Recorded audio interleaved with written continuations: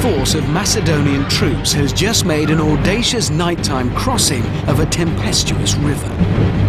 But now an army featuring one of the largest forces of war elephants ever fielded threatens to force them back into the water. Will the Macedonians overcome, or will they be ground into the dust? Tonight, a combined team from the Army and RAF, observed as always by our military experts, find out in Time Commanders.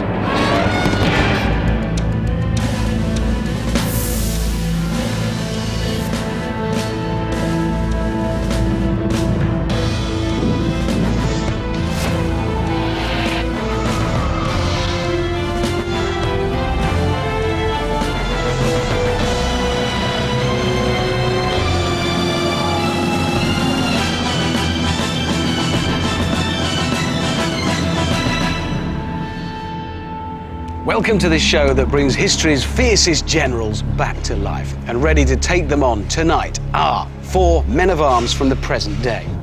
Flight Lieutenant Ken Brockless is an expert in aircrew jungle survival. All the guys are very up for this, they're very keen, they've read all the books, and they're hoping to put everything they've learned into practice. Major Hugh Jenkins comes from an army family and has been serving for 20 years. My top tactic for the battlefield would be to stay calm, make sure I know what's going on, and if there are any elephants in the field, hit them hard.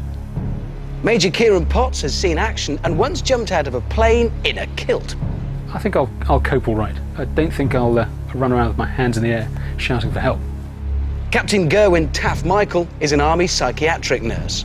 I'm usually okay under pressure. I might resort to a bit of black humour if things go really bad.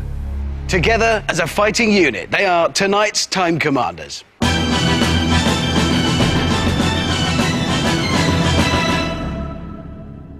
Welcome, men. Obviously, there is a certain sort of extra pressure on you guys, given your backgrounds. How are you feeling? Confident? Yeah. Different forces, but have you ever worked together before? We all have in different locations. Hugh, your background, of course, Royal Corps Signal. That's right, yeah. So communication is your thing. I am. That could prove very useful. What do you think you'll be able to bring to this? Just means you'll be able to speak to each other. Yeah. Make sure that everyone knows exactly what each person's doing. Kieran, I'm just wondering, you do have the most spectacularly military moustache. So, well, I don't know, it might help. It might. I'd be intimidated. OK, gentlemen, well, good luck. It's time now to meet the Time Commander experts, and keeping a watchful eye over our military men in action tonight are historical analyst Arek Nussbacher, senior lecturer in war studies at the Royal Military Academy Sandhurst, and historical expert Mark Urban.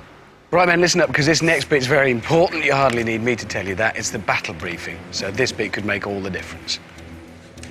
You are going to refight the Battle of Hydaspes. It's the year 326 BCE, and 2 great armies have come together in what is now Pakistan on the banks of the river Hydaspes.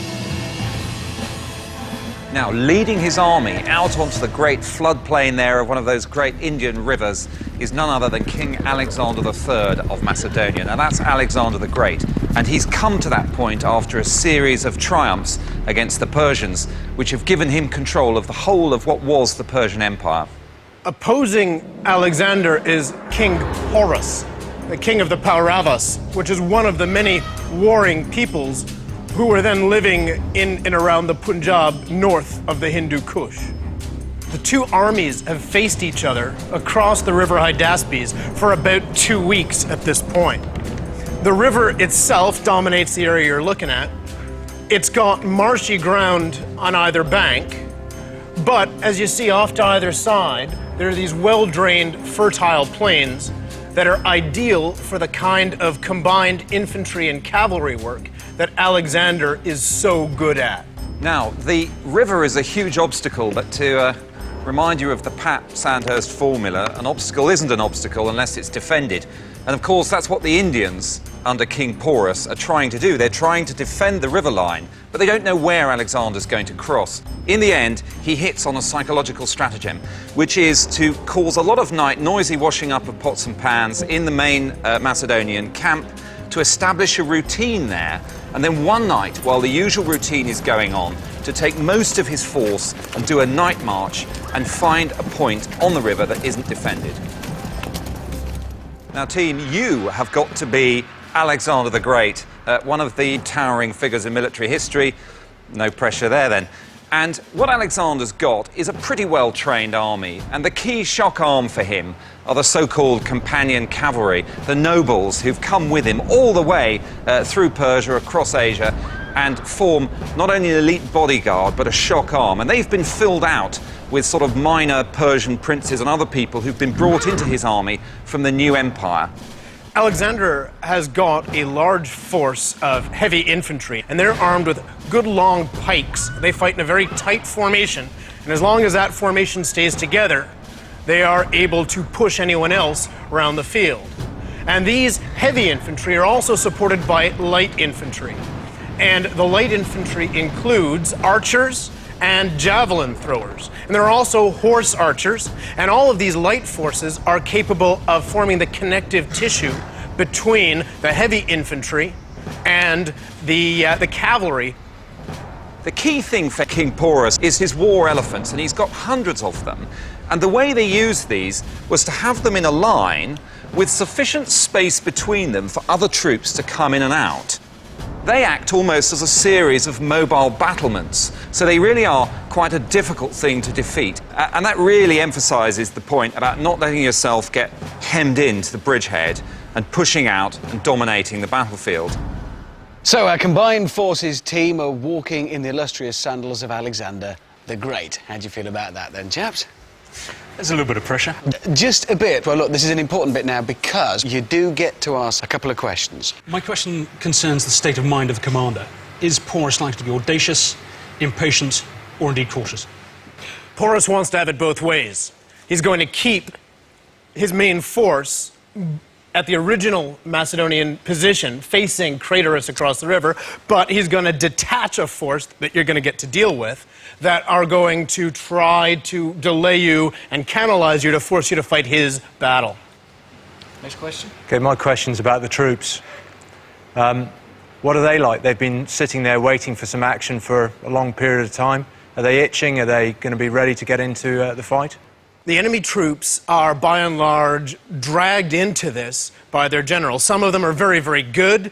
You can expect the elephant drivers to be the best elephant drivers in India, but a lot of these guys have been dragged to the party by their petty kings up there in the mountain country. OK, that's your lot. No more information. I'm afraid I must cut off that source there. Now we come to the subject of generals.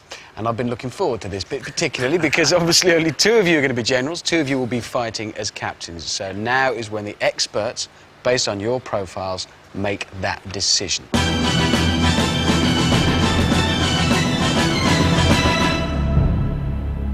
There's an armchair general in all of us, and it's a case of, are you a Napoleon or are you a General Melchett? I'm hoping I'm going to be a Napoleon.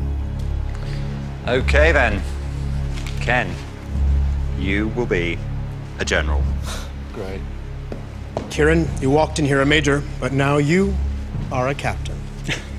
Demotion. Get a win. You will also be a general. And you will be a captain. Great. If I had to give one word for our team, calm. We're trained, and hopefully that'll pay dividends in the game.